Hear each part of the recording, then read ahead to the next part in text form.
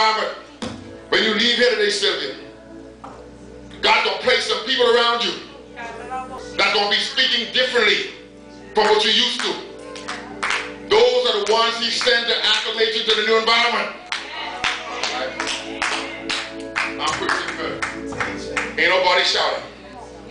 Shondo. When you leave here tonight, God's going to put some people around you. Those are people who are already in the dimension He just took you in. So you're not going to be comfortable with those people from the birth canal anymore. Because God's going to send some people who are already living in victory. And you're not going to be able to stand these people who only call you up to complain and tell you how bad everything is.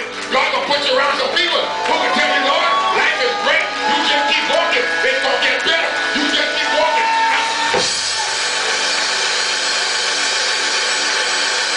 I don't know about you, but I need 2 or 3 people around me who believe God. I need 2 or 3 people around me who say, don't slay me.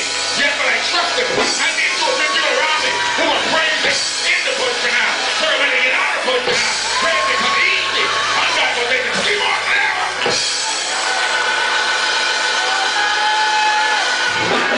Let me close. Somebody said I'm coming out. Somebody said I'm coming out. Somebody said I'm coming out. This is your coming out party. This is your birthday party. You're in the labor room right now. God's getting ready to bring you out. So you ought to rejoice like you're coming out. If you can't see it, rejoice by faith. Because I'm coming out. The Spirit is pushing me forward. Let me close. Give me a second. Let me close, please. If I can. If you can feel newness in the Spirit, say amen. So what happens here, the most significant thing happens in birthing forth as the Spirit pushes you forth. What I like about this thing, Frederica and you women that God sent here as His children, and just for you to know, in Christ there are no female and male genders. We're all one. We're all sons.